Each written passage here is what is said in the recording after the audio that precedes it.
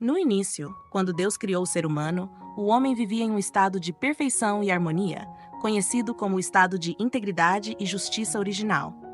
Nesse estado, Adão e Eva, nossos primeiros pais, tinham uma relação perfeita com Deus, com eles mesmos e com toda a criação. Eles possuíam dons especiais que os ajudavam a viver de acordo com a vontade de Deus, e por isso não experimentavam o mal, a dor ou a desordem. A concupiscência, que é a inclinação para o pecado e os desejos desordenados, não existia nesse tempo. A razão, ou seja, a capacidade de discernir e escolher o que é certo, guiava perfeitamente as emoções e os sentidos. Tudo no ser humano estava em perfeita ordem. Os sentimentos eram controlados pela razão e o corpo obedecia à alma sem esforço. Por isso, não havia desarmonia dentro da pessoa. Era um tempo em que o homem vivia sem experimentar o sofrimento ou a morte. Esse estado de graça era o plano original de Deus para a humanidade, onde tudo estava bem ajustado e em equilíbrio, sem as consequências do pecado que conhecemos hoje. Apesar de viverem nesse estado de perfeição, Adão e Eva cometeram o primeiro pecado ao desobedecer a Deus. E esse ato trouxe graves consequências para toda a humanidade. Quando eles decidiram seguir sua própria vontade em vez da vontade de Deus, perderam os dons sobrenaturais que haviam recebido. E a harmonia que existia entre a razão, os sentidos e o corpo foi quebrada. O pecado de Adão não afetou apenas ele e Eva, mas se estendeu a todos nós. A partir desse momento, a natureza humana ficou decaída, ou seja, passou a ser marcada pela inclinação ao pecado, a concupiscência e pela desordem interior. Essa natureza enfraquecida foi transmitida de geração em geração, de pai para filho, e assim, todos nós nascemos já com o chamado pecado original. Não herdamos a culpa pessoal de Adão, mas a sua consequência, a ausência da graça santificante e a desordem que nos inclina ao mal. Assim, cada ser humano nasce com essa natureza marcada pelo pecado. E isso nos priva daquela perfeição e harmonia que Deus havia planejado originalmente. O pecado original é o nome dado à condição em que todos nós nascemos, uma espécie de mancha que carregamos desde o momento em que Adão, o primeiro homem, desobedeceu a Deus. Essa mancha não é um pecado que cometemos pessoalmente, mas uma consequência herdada daquele primeiro pecado, que mudou a nossa natureza humana. Quando Adão pecou, ele perdeu a graça especial que Deus havia dado a ele, e essa perda foi transmitida a toda a humanidade. Isso significa que, ao nascermos, já não recebemos a natureza íntegra e justa que Deus havia planejado. Em vez disso, herdamos uma natureza decaída, marcada pela desordem e pela inclinação ao mal. Cada pessoa, ao vir ao mundo, já nasce com essa falta de graça, e é por isso que chamamos o pecado original de algo transmitido de geração em geração, por meio da nossa própria natureza humana. Com o pecado original, a humanidade perdeu os dons sobrenaturais que Deus havia concedido no início. O mais importante desses dons era a graça santificante, que é a presença da vida divina em nossas almas. Essa graça permitia ao homem viver em amizade com Deus, com as virtudes infusas e os dons do Espírito Santo guiando suas ações de forma perfeita. Além disso, o pecado original também nos privou do privilégio da integridade.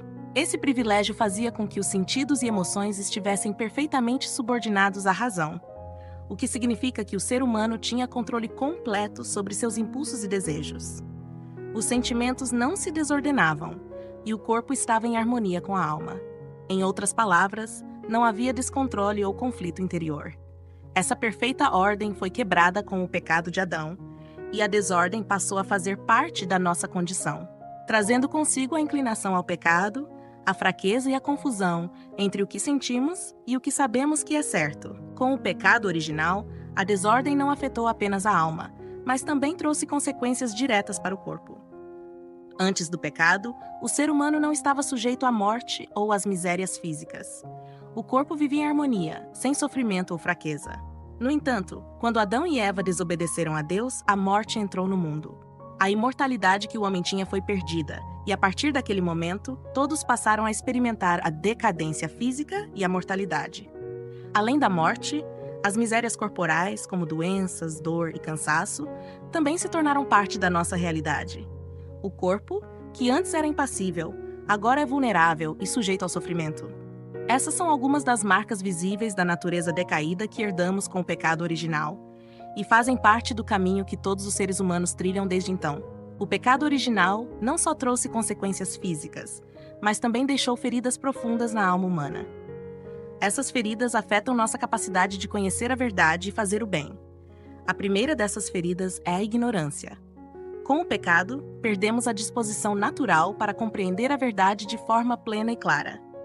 Nossa inteligência, que antes era orientada diretamente para a verdade, agora se encontra obscurecida, dificultando o conhecimento do que é certo. A segunda ferida é a malícia, que enfraqueceu nossa inclinação infalível para o bem. O ser humano, que antes se movia naturalmente para agir de acordo com a vontade de Deus, passou a ser mais propenso ao erro e ao pecado. Em seguida, temos a fragilidade, que diz respeito ao enfraquecimento da vontade diante do mal. A luta contra as tentações se tornou mais difícil, e a nossa capacidade de resistir ao que é errado se enfraqueceu. Por fim, a concupiscência é a desordem dos prazeres sensíveis. Antes do pecado original, os desejos do corpo eram perfeitamente subordinados à razão. Mas após a queda, a inclinação para satisfazer os prazeres desordenados ganhou força, levando o ser humano a lutar constantemente para controlar esses impulsos. Essas 4 feridas mostram como o pecado original afetou profundamente a natureza humana, marcando nossa relação com a verdade, o bem e os desejos do corpo. As feridas deixadas pelo pecado original nos tornam suscetíveis a várias tentações, que se manifestam nos chamados pecados capitais. Esses pecados são considerados capitais porque são a raiz de muitos outros pecados e comportamentos errados. Os 7 pecados capitais são soberba, avareza, gula, luxúria, preguiça, inveja e ira. A soberba é o orgulho excessivo, onde a pessoa se coloca acima dos outros e até de Deus. A avareza se refere ao apego desmedido ao dinheiro e aos bens materiais, levando à exploração e à falta de generosidade. A gula é o excesso no comer e beber, onde a pessoa busca satisfazer seus desejos sem moderação. A luxúria é a busca desenfreada pelos prazeres sexuais, levando a relações desordenadas. A preguiça é a falta de vontade de fazer o bem e o desinteresse pelas obrigações, tanto espirituais quanto materiais. A inveja é o desejo de ter o que o outro possui, resultando em ressentimento e amargura.